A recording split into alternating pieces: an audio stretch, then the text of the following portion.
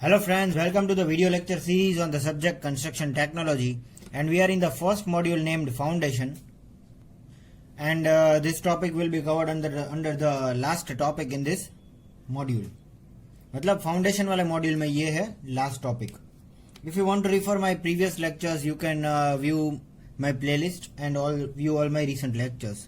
मतलब इसी playlist में in the playlist name construction technology आप मेरे सभी recent lectures भी attend कर सकते हैं.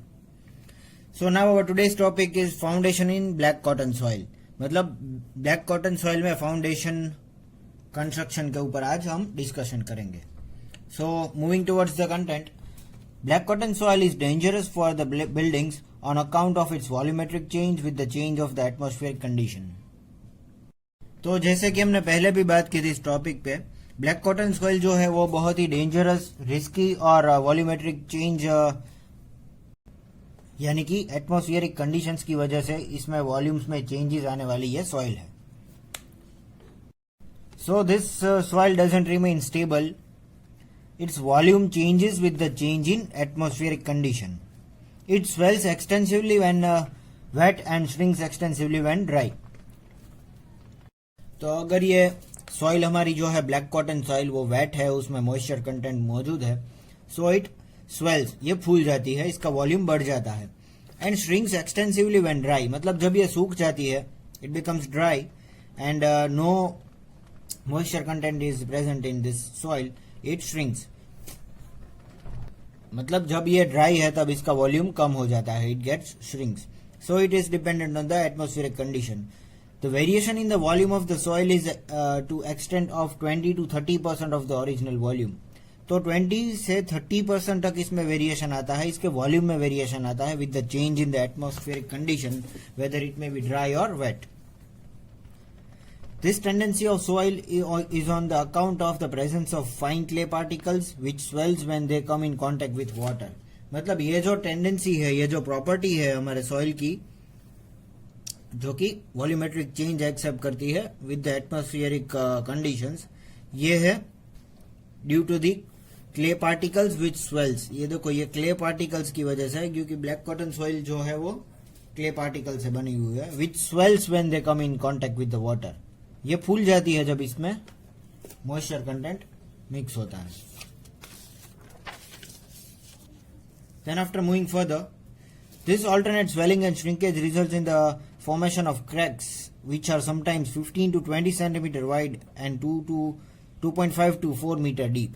देखिए, ये अभी हम बात कर रहे हैं वो सिर्फ सॉइल में क्रैक्स की बात कर रहे हैं, क्योंकि ये अगर हम ऑल्टरनेटली स्वेलिंग और श्रिंकेज आएगा हमारी सॉइल में तो इसमें क्या होगा कि क्रैक्स डेवलप होगी विच आर समटाइम्स 15 से 20 सेंटीमीटर तक ये वाइड होती है और कई बार ये 2.5 to 4 मीटर तक डीप जाती है ये cracks.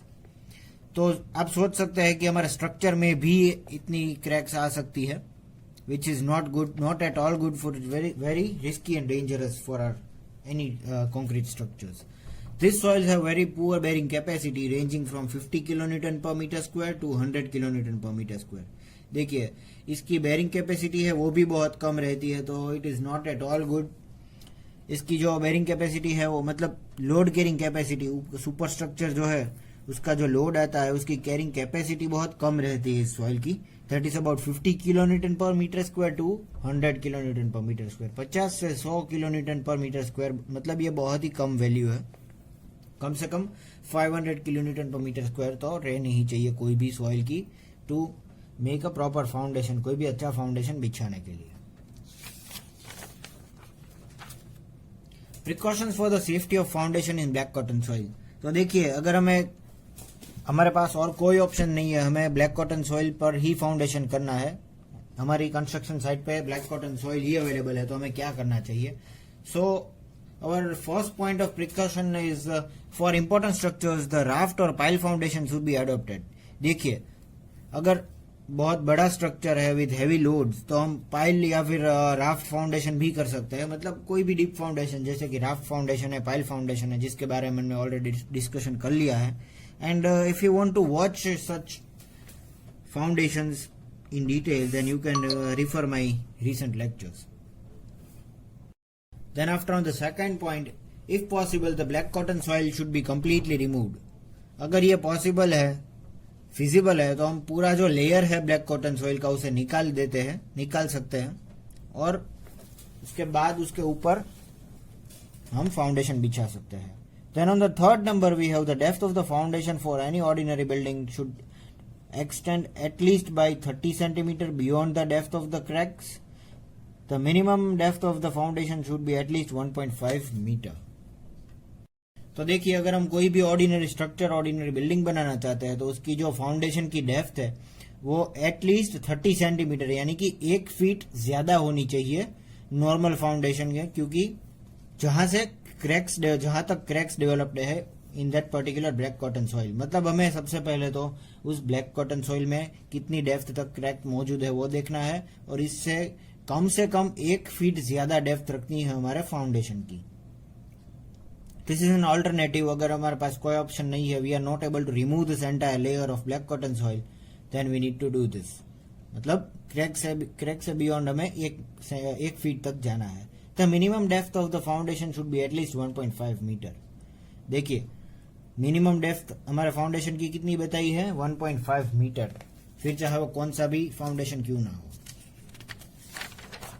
Then after our fourth precaution point is the construction work should be carried out in dry season.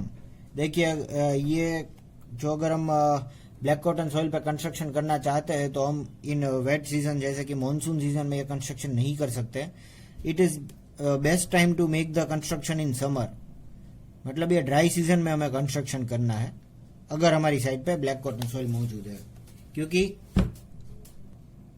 अगर हमारी जो सॉइल है वो ड्राई सीजन में कंस्ट्रक्शन वहां पे कैरी आउट करते हैं तो वो श्रिंक्ड हो जाएगी, मतलब उसमें मॉइस्चर कंटेंट नहीं रहेगा तो उसका वॉल्यूम कम रहेगा। The black cotton soil should not be allowed to come in contact with the foundation masonry. मतलब हमारे फाउंडेशन की जो मैसनरी है उसके साथ में डायरेक्टली कॉन्टेक्ट में ब्लैक कॉटन सॉइल को नहीं आने देना है। We need to remove the particular layer. Then on the 6th number and the last point of precaution is the width of the trench of the load bearing wall of the building should be dug 40 centimeter wider than the width of the foundation. The gap on the either side of the wall should be filled with coarse sand. Below the foundation 30 centimeter thick layer of muram must be provided. मतलब अगर हम load bearing structure बना रहे हैं हमारी black cotton soil पे, तो उसकी जो लोड बेरिंग वॉल्स है उसका फाउंडेशन करने के लिए हम जो ट्रेंच बनाते हैं, एक्सकेवेशन करते हैं, वो एटलीस्ट 40 सेंटीमीटर वाइडर रखनी है then the width of the foundation. मतलब जहां तक हमारा फाउंडेशन है उससे 40 सेंटीमीटर ज्यादा हमें एक्सकेवेशन करना है, गैप रखना है। The gap on the either side of the wall should be filled with coarse sand. देखिए, ये जो गैप बचा है फाउंडेशन बनाने के बाद वो कोर्स सैंड यानी कि जो बड़ा पार्टिकल रहता है वैसी सैंड यूज करके हमें वो फिल कर देना है gap. Below the foundation 30 centimeter thick layer of murum must be provided. देखिए, ये मुरम is a type of soil.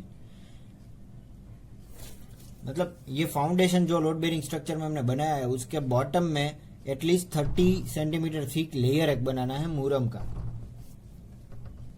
इन विच सबसे नीचे रहेगा ब्लैक कॉटन सॉइल, उसके ऊपर मुरम का लेयर आएगा मिनिमम 30 सेंटीमीटर थिक और उसके ऊपर आएगा हमारा foundation. So this were the precaution points अगर हमें ब्लैक कॉटन सॉइल्स में फाउंडेशन करना है। So this was all about the foundation in black cotton soil. Thank you for watching and wait for my next videos.